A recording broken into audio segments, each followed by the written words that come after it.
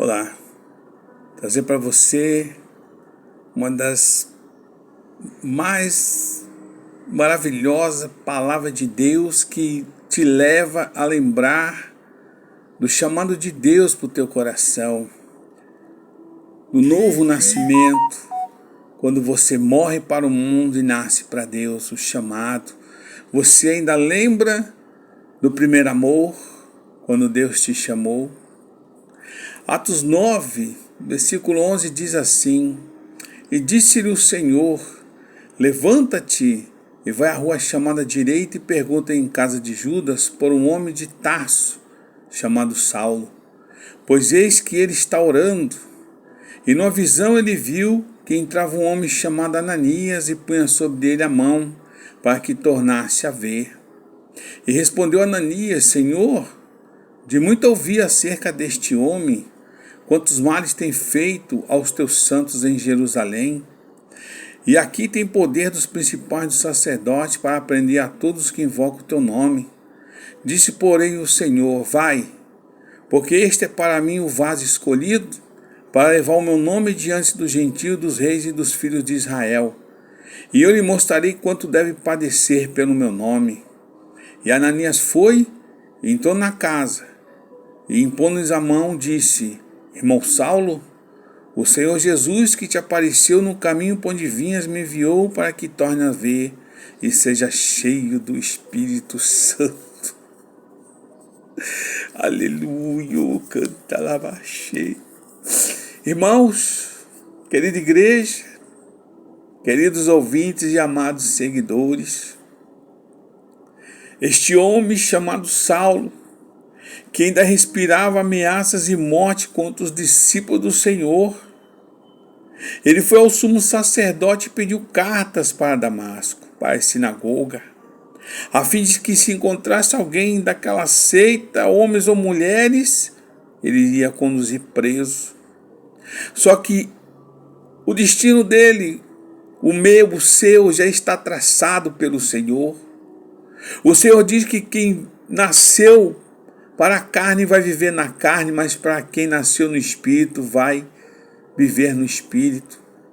Não importa o pecado que a pessoa tenha, quem te escolheu foi Deus. Muitos estão aí errados, mas se arrepender dos pecados e Deus tiver uma chamada, seus pecados serão perdoados. Porque padecer em nome de Cristo não é tão simples assim. Não é como esses pastores e crentes Nutelas aí cristianizando, não. É muito mais sério. E quando ele estava indo para Damasco, subitamente, uma luz, um resplendor o cercou. E quando ele caiu em terra, ele ouviu uma voz que dizia: Saulo, Saulo, por que me persegues? E ele, assustado, disse: Quem és, Senhor? E disse o Senhor: Eu sou Jesus, a quem tu persegues. Duro é para ti recalcitrar contra os aguilhões. E ele, tremendo e atônito, disse: Senhor, que queres que faça? Aleluia! Quando Deus tem um chamado na tua vida, você só tem que dobrar o teu joelho e dizer: Senhor, o que queres que eu faça? Quando, no versículo 9, aliás, no versículo 11, o Senhor diz: Ele está orando. Olha a mudança de vida da pessoa quando o Senhor chama. Após conhecer Jesus e aceitá-lo como Senhor e Messias, Paulo agora ora e jejua, pedindo orientação e atitude de profunda dedicação a Deus. E um detalhe, ele estava cego por causa da luz. Quantos estão cegos aí porque ainda não viu essa luz, esse resplendor de Jesus Cristo no seu coração? A fé salvadora, o novo nascimento, aquela conduz, sempre levarão o crente a buscar comunhão com o Senhor e Salvador, que ele acaba de aceitar. As coisas de Deus é séria, não é essa baboseira que fica nas redes sociais. Esses crentes com milhões de revelações, crente Nutella, se preocupando com a sua vaidade, a sua beleza exterior, sendo que por dentro é uma ave de rapina. O Senhor disse a Ananias: vai, porque este é para mim um vaso escolhido. Quando Deus escolhe, não adianta, não tem argumento contra Deus. Esse é um escolhido para mim, diz o Senhor. Oh, glórias a Deus. Para levar o meu nome diante dos gentios, dos reis, dos filhos de Israel. Eu lhe mostrarei quanto deve padecer pelo meu nome. A conversão de Paulo, a minha, a sua e a sua que ainda você ainda não aceitou Jesus.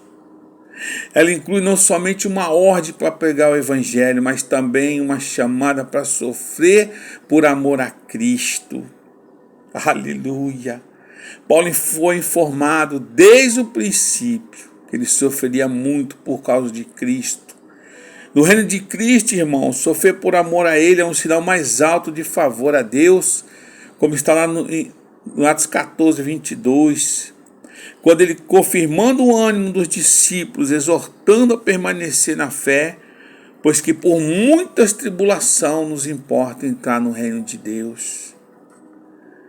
Se você não incomoda o reino de Satanás, com oração, com jejum, com a tua bondade, com o teu amor, dando um testemunho de um verdadeiro crente, você não vai entrar no reino de Deus. E o meio de ter um ministério frutífero resulta em uma recompensa abundante no céu. A morte, ela precisa atuar no crente, para que a vida de Deus flua dele para os outros. Que a tua luz, ela brilhe perante aos homens, para que o nome do Senhor seja glorificado. Aleluia. E ali, Ananias entrou, e já chamando ele de irmão, glórias a Deus, já estava ele, orando, impor a mão. O Senhor Jesus que te apareceu no caminho por onde vinhas me enviou para que torne as vezes seja cheio do Espírito Santo. 3 dias depois da sua convenção, Paulo recebeu a plenitude do Espírito Santo. Paulo forma um paralelo, irmãos, quando os discípulos de Pentecostes, você pode imaginar Paulo falando em língua, recebendo a plenitude do Espírito Santo. Olha como está agora Saulo, se tornou Paulo. A salvação, a sua experiência no novo nascimento, e depois cheio do Espírito Santo, para fazer um ministério de 30 anos, abrindo igrejas, sendo apedrejado, perseguido, caluniado. A passagem de Paulo por essa terra nos dá exemplo do amor de Cristo. Fora da cidade de Damasco, oh glória, sua conversão ocorreu nessa ocasião e não posteriormente na casa de Judas. Ele obedece às ordens de Cristo, compromete-se a ser um ministro e testemunha do Evangelho e o missionário aos gentios, e entrega-se à oração, como está no versículo 11. O próprio Senhor disse: levanta e vai à rua chamada direita, Ananias, e pergunta sobre um homem chamado Saulo, que ele está orando. Irmão, sem oração